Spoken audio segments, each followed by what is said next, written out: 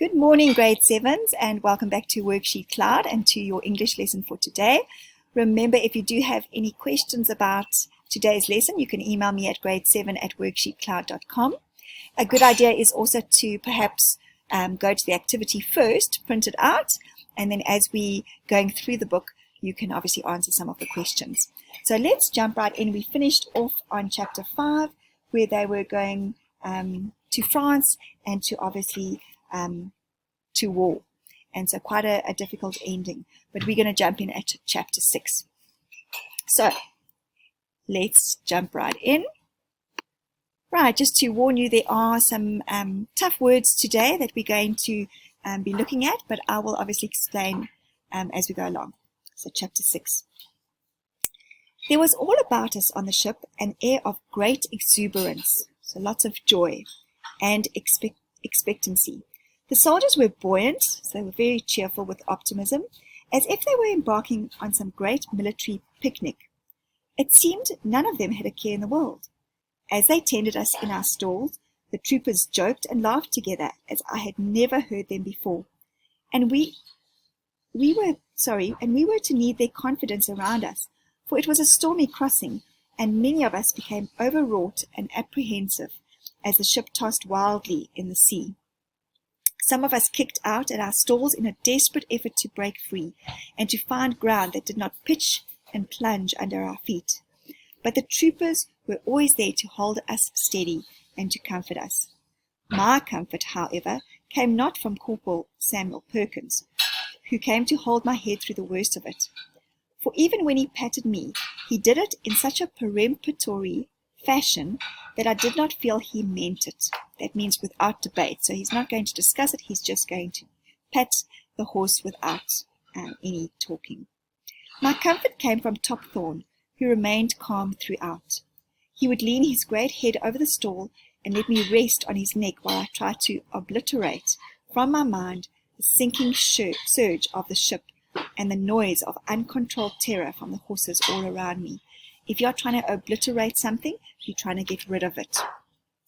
But the moment we docked, the mood changed. The horses recovered their composure with solid, still land under their hooves once more, but the troopers fell silent and somber as we walked past unending lines of wounded waiting to board the ship back to England. As we disembarked and were led away along the quay side, Captain Nichols walked by my head, turning his eyes out to sea, that no one should notice the tears in them.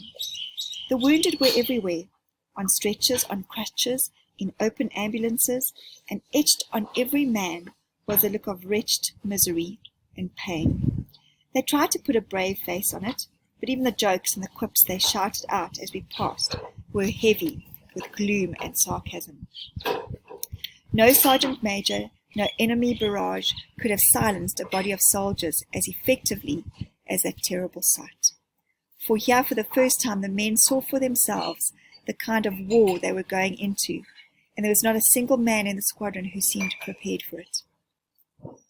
Once out into the flat open country, the squadron threw off its unfamiliar shroud of despondency. A shroud is like a canopy, something you put over yourself to help you cope.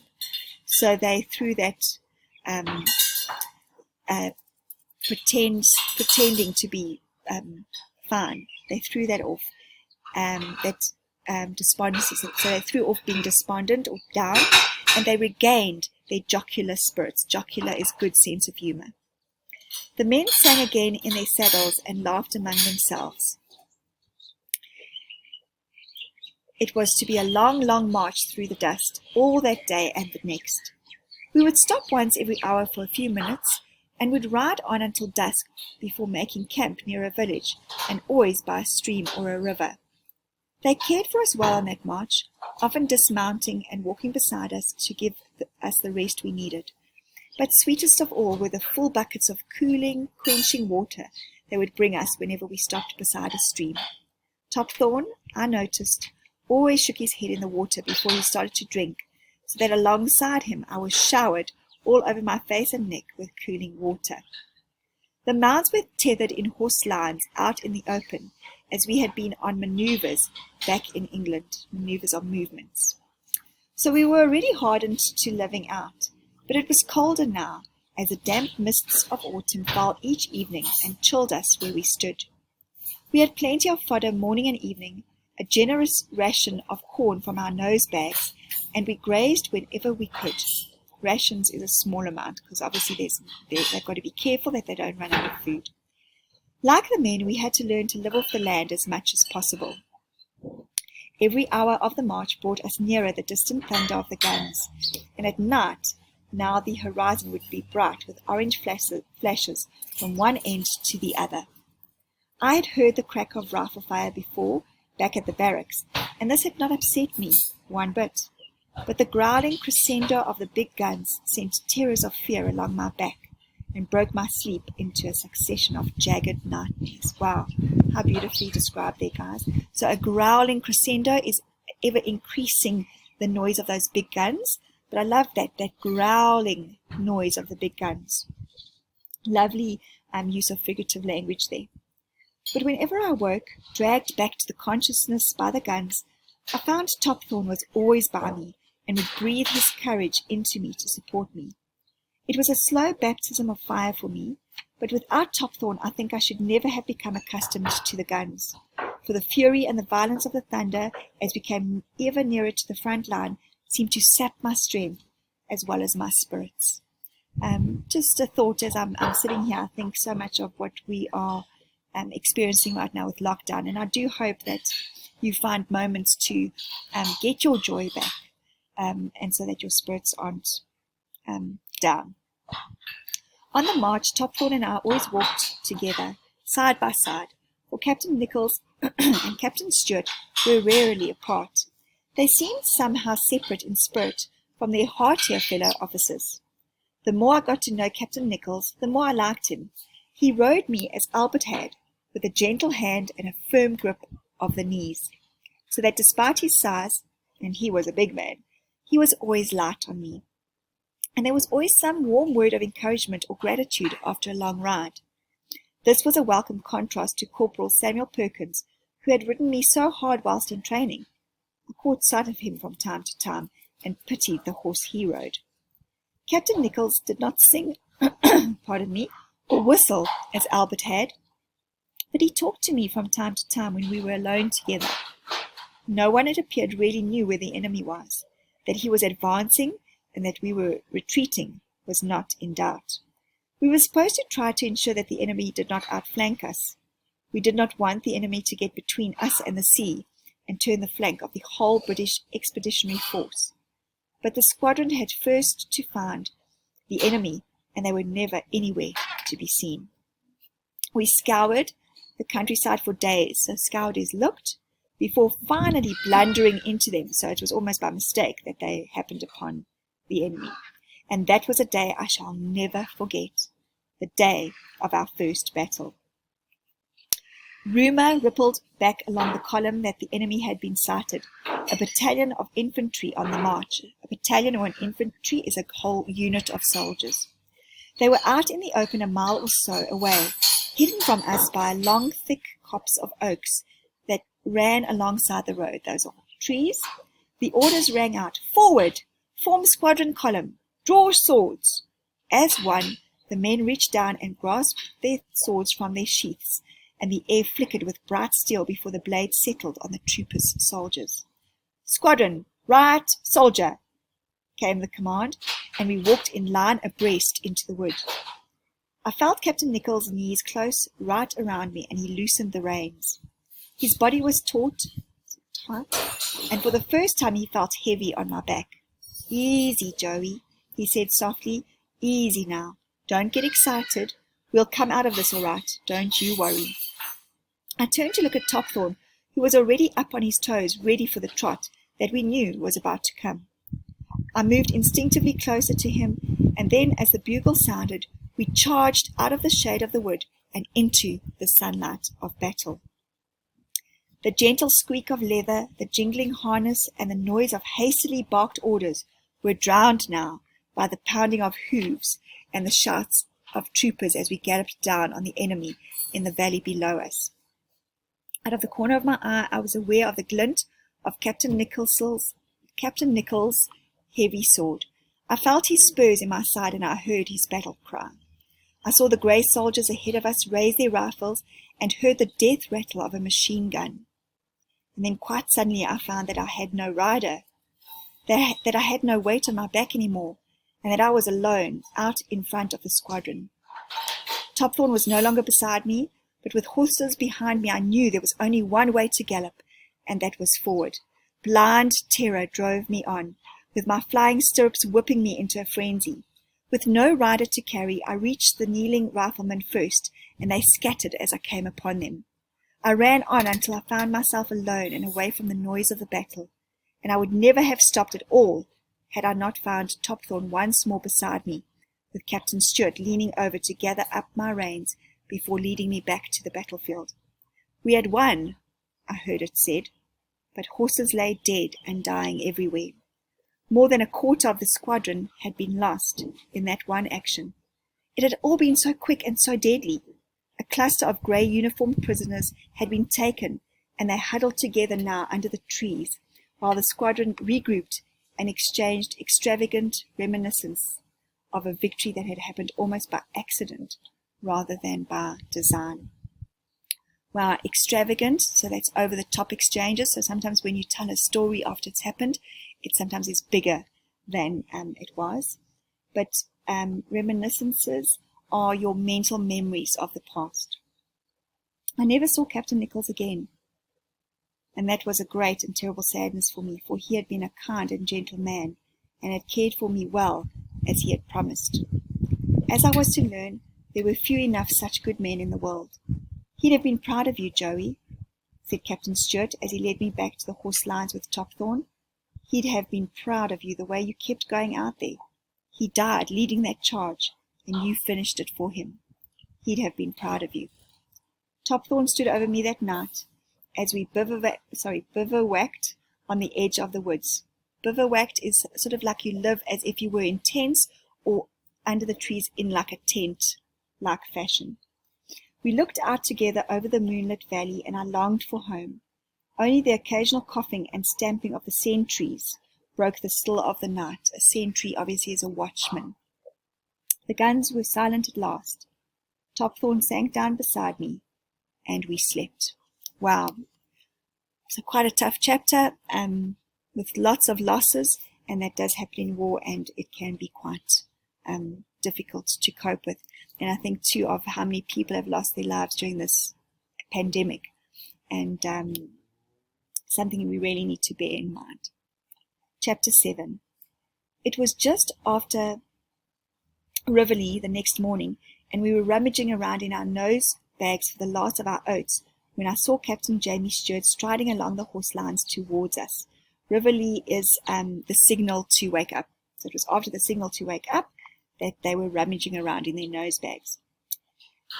Behind him, so behind Jamie Stewart, swamped in a vast great coat and a peaked cap, trailed a young trooper I had never seen before. He was pink-faced and young under his hat, and reminded me at once of Albert. I sensed that he was nervous of me, for his approach was hesitant and reluctant.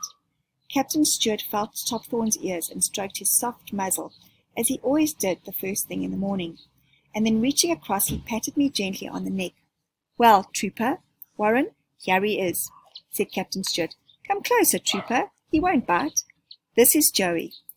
This horse belonged to the best friend I ever had, so you look after him, do you hear me?"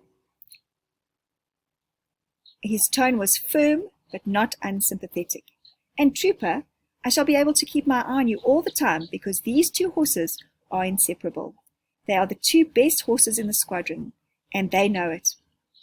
He stepped closer to me and lifted my forelock clear of my face.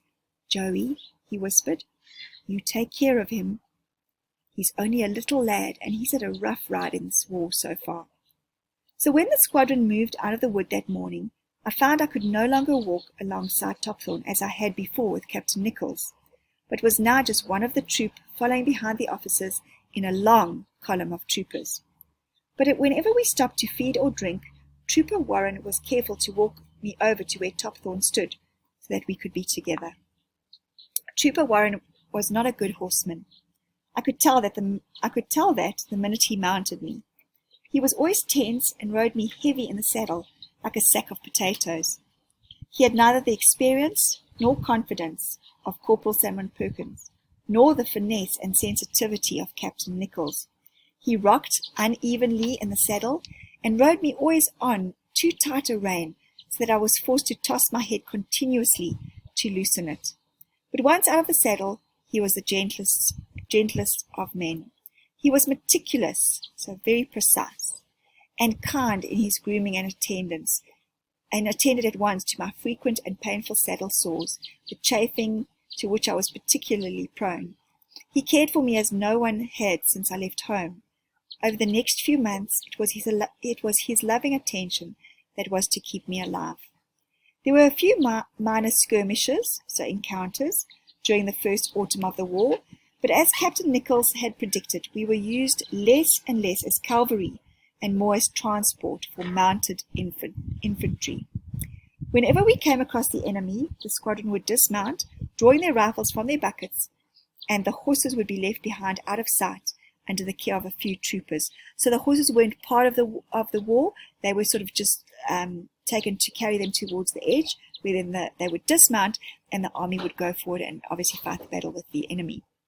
So they were keeping their horses for transport as opposed to being part of the war. So that we never saw any action ourselves, but heard the distant crackle of rifle fire and the rattle of machine guns. Lovely use of onomatopoeia there. When the troop returned and the squadron moved off again, there were always one or two horses without riders. We would be on the march for hours and days on end, it seemed.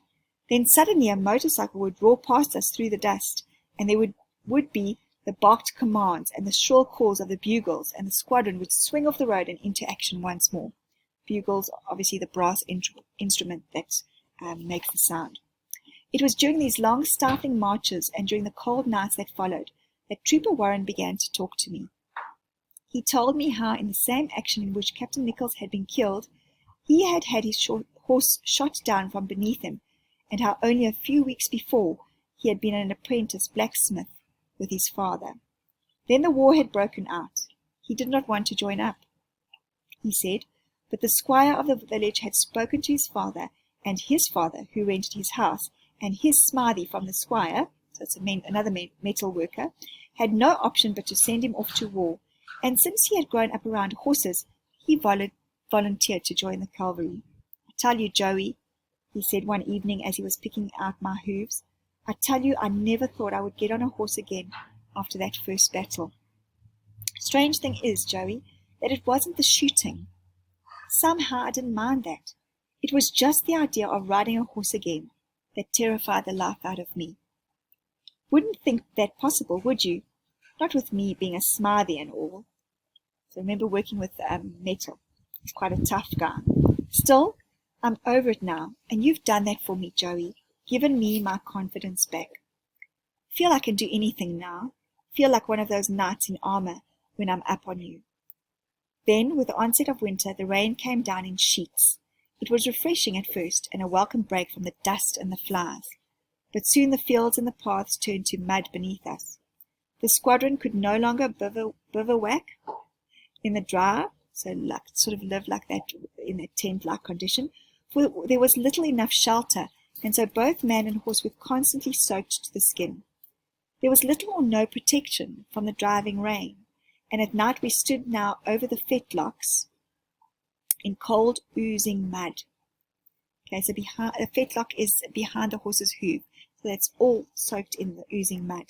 But Trooper Warren looked after me with great devotion, finding shelter for me whenever and wherever he could, rubbing some warmth into me with wisps of dry straw whenever he could find, and ensuring that I always got a good ration of oats in my nose bag to keep me going. As the weeks passed, his pride in my strength and stamina became obvious to everyone, as did my affection for him. If only, I thought, if only he could just groom me and care for me, and someone else could ride me. My Trooper Warren would talk a great deal about how the war was going. We were, he said, to be withdrawn to reserve camps behind our own lines. The armies, it appeared, had pounded each other to a standstill in the mud, and had dug in. The dugouts had soon become trenches, and the trenches had joined each other, zigzagging across the country from the sea to Switzerland. In the spring, he said, we would be needed again to break the deadlock. The cavalry could go. The cavalry are those army people on horses. The cavalry could go where the infantry could not. And the infantry are the soldiers on foot, and were fast enough to overrun the trenches. We'd show the infantry how to do it, he said. But there was the winter to survive before the ground became hard enough again for the cavalry to be used effectively. Topthorn and I spent that winter sheltering each other as best we could from the snow and sleet.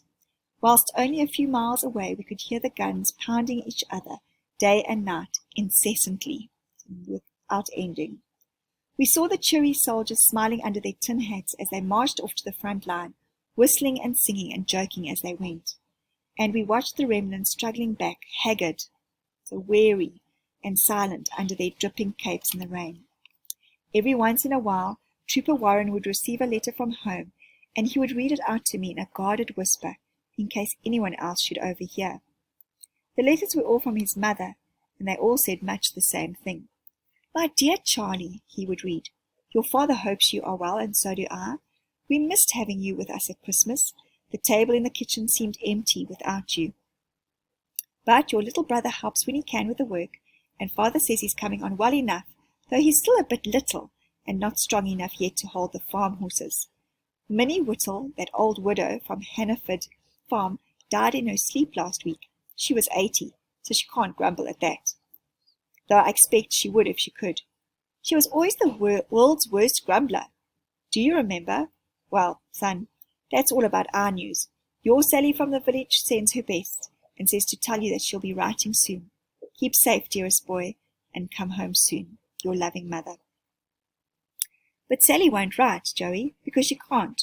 Well, not very well anyway. But just as soon as this lot's over and finished with, I'll get back home and marry her. I've grown up with her, Joey, known her all my life. Suppose I know her almost as well as I know myself, and I like her a lot better. Trooper Warren broke the terrible monotony of that winter, the boringness of winter. He lifted my spirits, and I could see that Topthorn too welcomed every visit he made to the horse lines. He never knew how much good he did us.